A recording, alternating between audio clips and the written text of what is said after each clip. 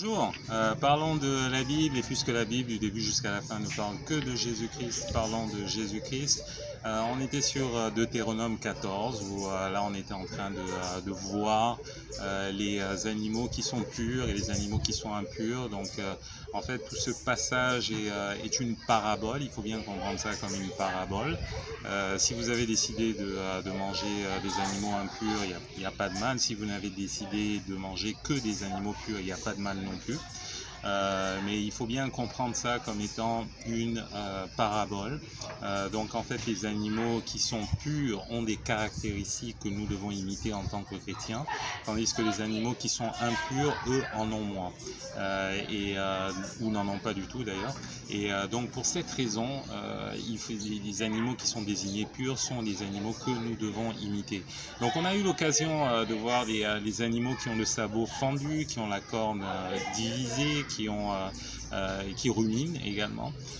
On a eu l'occasion de voir les poissons, donc les poissons qui ont des nageoires et les poissons qui ont également des écailles. Donc on a vu que les écailles, en fait, ça concernait tout ce qui était l'armure de Dieu. Donc dans Éphésiens 6, il y a une référence directe de Éphésiens 6 par rapport à ce chapitre justement. Et ce qu'on n'avait pas vu en revanche, c'était donc le système de guidage, les nageoires. Donc les nageoires, c'est le système de guidage, comme je viens de le dire. Et en fait, je ne sais pas si vous avez remarqué, mais en fait, les reins ressemblent à un système de guidage.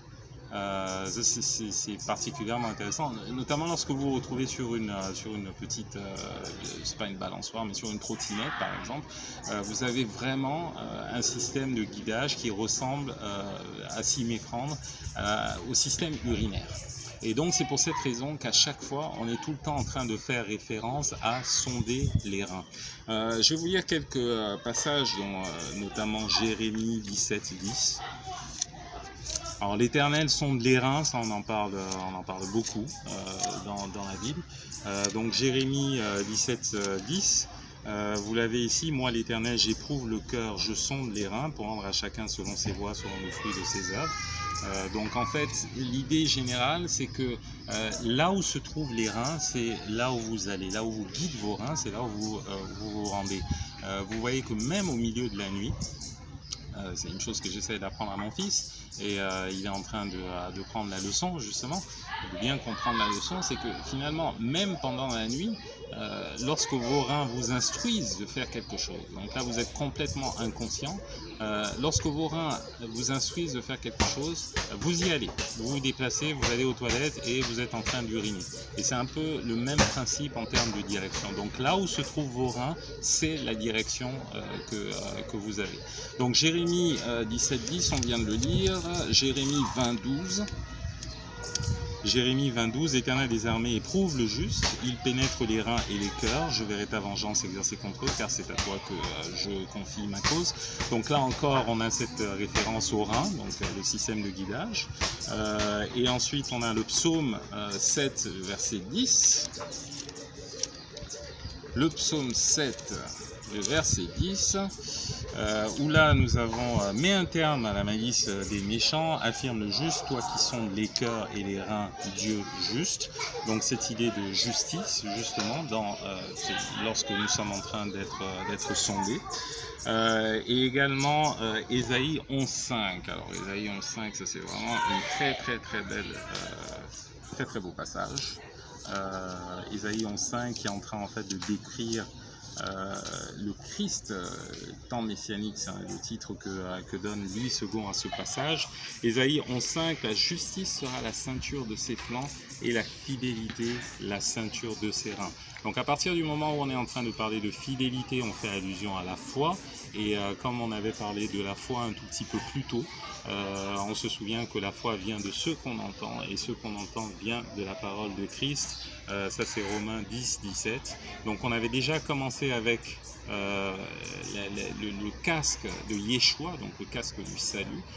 qui est en train de nous instruire là où nous devons aller. Ça vient directement sur notre tête, ça nous donne une identité, mais de l'autre côté, donc on se retrouve également avec la ceinture qui est sur nos reins, qui est la ceinture de la justice, la ceinture de la foi. Et donc on est en train d'avancer, on est guidé non seulement par notre tête, mais également par nos reins. Et donc finalement, si Dieu veut savoir quelle est notre direction, il le sait déjà, hein, mais la meilleure façon de le savoir, c'est finalement de regarder où se trouvent nos reins. Donc on en a fini avec les nageoires et les écailles, donc hein, les nageoires qui sont en train de nous guider et les écailles qui sont en train de nous protéger. Je voudrais qu'on s'arrête un tout petit peu sur les crustacés. Les crustacés, donc tout ce qui est fruits de mer et tout ce qui est crabe, toutes ces choses. Bon, c'est bonne nourriture. Il n'y a absolument aucun doute sur la question. Mais seulement pour vous dire qu'en fait, la plupart sont considérés un tout petit peu comme les éboueurs de la mer. Alors, tout ce que Dieu a créé est bon, d'accord, et tout ce que Dieu a créé a un objectif. C'est pour cette raison que, en fait, toutes ces choses sont bonnes. Donc, on se retrouve avec des excréments qui sont lâchés de ci, de là, des déchets qui sont lâchés de ci, de là, au fond des océans, et il nous faut un système pour arriver à récupérer tout ça. Et c'est exactement ce qui est en train de se passer avec les crustacés, donc avec les fruits de mer, parce qu'ils se nourrissent principalement de toutes ces choses. Et c'est là justement ce que il nous faut éviter en tant que chrétiens, et c'est pour cette raison que cette nourriture n'est pas considérée comme pure. Donc on est en train de parler ici de révélation qui est un tout petit peu recyclée, j'en parlais dans la dernière vidéo, de révélation qui est un tout petit peu recyclée, enfin qui est sérieusement recyclée, parce qu'en fait quelqu'un a reçu la révélation et vous êtes en train de répéter la révélation sans vous-même avoir reçu la révélation. Okay. Donc on a une personne qui est en train d'enseigner une chose et ça a tendance à devenir, plutôt qu'une révélation, ça devient finalement la tradition des hommes. Alors, qu'est-ce qui se passe par rapport aux déchets, excréments et tout le reste? On va lire dans Deutéronome 23, du verset 13 à 14, « Tu auras parmi ton bagage un instrument dont tu te serviras pour faire un creux et recouvrir tes excréments quand tu voudras aller dehors. Car l'Éternel, ton Dieu, marche au milieu de ton camp pour te protéger et pour livrer tes ennemis devant toi. Ton camp devra donc être saint afin que l'Éternel ne voie chez toi rien d'impur et qu'il ne se détourne point de toi. » Donc, tout ce qui est excrément doit être mis dehors. Ça ne va pas être gardé quelque part dans le camp, ça ne va pas être consommé, ça doit être mis dehors. On va passer à un passage d'Ézéchiel, le chapitre 4, pardon. Alors c'est assez intéressant parce que Ézéchiel nous donne un très très bon principe d'intercession. On va probablement en parler un tout petit peu plus tard. Mais le verset 12, « Tu mangeras des gâteaux d'orge que tu feras cuire en leur présence avec des excréments humains. Et l'Éternel dit, c'est ainsi que les enfants d'Israël mangeront leur pain souillé parmi les nations vers lesquelles je les chasserai. Je dis, ah Seigneur Éternel, voici mon âme n'a point été souillée depuis ma jeunesse jusqu'à présent. Je n'ai pas mangé d'une bête morte ou déchirée, et aucune chair impure n'est entrée dans ma bouche. Il me répondit, voici, je te donne des excréments de bœuf au lieu d'excréments humains, tu feras ton pain dessus. » Alors, c'est pas, il va pas mettre son pain sur les excréments, hein, on est bien d'accord. Mais ce qu'il faut savoir, c'est que les excréments, quelle que soit leur nature, que ce soit des excréments humains ou des excréments de bœuf, ce qui est en train de se passer, c'est que lorsqu'ils sont séchés et qu'ils contiennent moins de 30% d'humidité, c'est ce que je lisais sur l'article de Wikipédia, il se trouve qu'en fait ça peut servir de combustible. On peut les utiliser pour essayer de faire cuire la nourriture, ce qui rend la nourriture impure. Donc Ézéchiel, qui était un prêtre, lui était au courant de toutes ces choses. Il savait que justement ça rendait la nourriture impure et justement il ne voulait pas se souiller et c'est pour cette raison qu'il a émis quelques objections. Et finalement Dieu lui a dit ok, on ne va pas utiliser les excréments humains mais on va utiliser les excréments des bœufs. Et donc à quoi ça correspond ces fameux excréments? On a la réponse dans Marc. Dans Marc, le chapitre 7,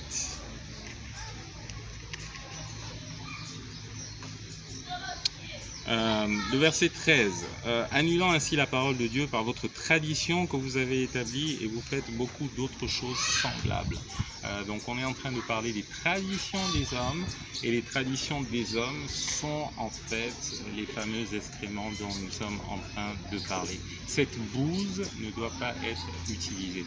Donc il y a un conduit, je vais vous lire la suite en fait, de verset 14, ensuite ayant de nouveau appelé la foule à lui, il lui dit « Écoutez-moi tous et comprenez, il n'est hors de l'homme rien qui, entrant en lui, puisse le souiller, mais ce qui sort de l'homme, c'est ceux qui le souillent. » Donc on est bien d'accord, quelle que soit la nourriture que vous êtes en train de manger, vous la mangez et elle ressort en passant par le système intestinal. Donc si elle n'est pas bonne à digérer, a priori il n'y a pas de problème, elle va ressortir. Ok. Maintenant, vous ne pouvez pas utiliser ce qui est ressorti et le mettre dans votre bouche. De la même façon que si quelqu'un reçoit une révélation et qu'il est en train de réaliser que c'est une tradition humaine et que par la suite cette tradition humaine est enseignée auprès du peuple, à ce moment-là, on se retrouve avec le peuple qui justement est en train de consommer de la bouse et ça, c'est pas bon. Ça, c'est pas bon, et c'est un peu ce qui est en train de se passer avec les crustacés. Donc, c'est pour cette raison que les crustacés ne sont pas de la nourriture pure.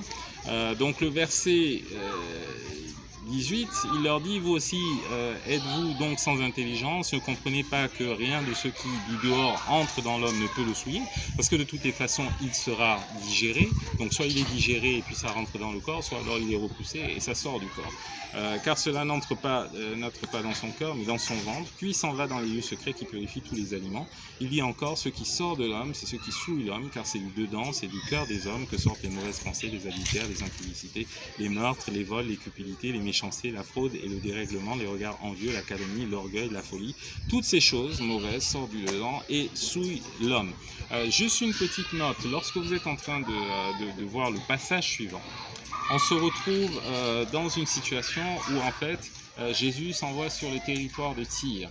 Et c'est à ce moment où il rencontre la femme syro-phénicienne, dont il rend témoignage en disant « Femme, ta foi est grande, je n'ai pas vu une foi pareille en Israël.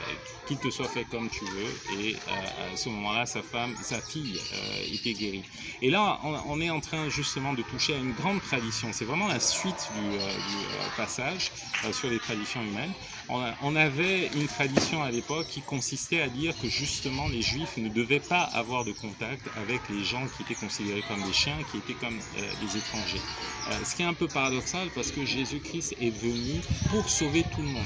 Donc voilà une tradition humaine qui ne fait même pas partie de la loi, hein, de toutes les façons. Lorsqu'on la regarde vraiment attentivement, lorsqu'on regarde la loi attentivement, on se rend compte que c'est une tradition humaine que les pharisiens avaient développée, que les scribes avaient développée et qui finalement s'est retrouvée dans le peuple. Donc c'est pour cette raison que justement il nous faut la révélation, il nous faut la parole dans un premier temps et qu'ensuite il nous faut la révélation pour agir conformément à cette parole, cette révélation qui nous est donnée. Voilà, ben écoutez, donc ce sera tout sur les poissons et les crustacés et la prochaine fois nous verrons les oiseaux et les insectes. Portez-vous bien, que Dieu vous bénisse.